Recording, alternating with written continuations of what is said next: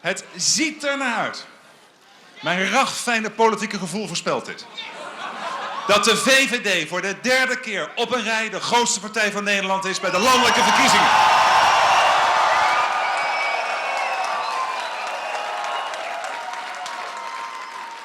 En wat was vandaag een feest van de democratie om bij al die stembureaus rijen van mensen te zien die bezig waren om de kans te krijgen hun stem uit te brengen. Je zag het overal in Nederland. Dat hebben we toch heel lang niet gezien. Wat is dat fantastisch om waar te nemen.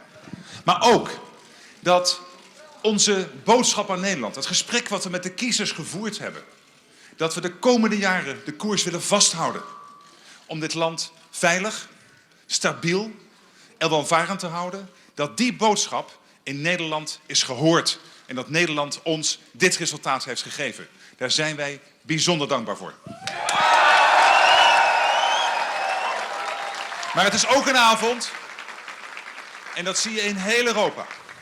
Ik heb al een hele reeks van mijn Europese collega's aan de lijn gehad. Het is ook een avond waarbij Nederland na Brexit, na de Amerikaanse verkiezingen, ho heeft gezegd tegen het verkeerde soort populisme.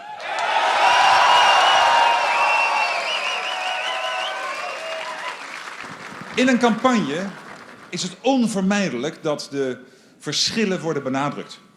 Die zijn de laatste dagen natuurlijk uitvergroot. Dat hoort ook bij verkiezingen. Maar nu is het vooral van belang dat we in de komende weken en maanden erin slagen om het land weer bij elkaar te brengen.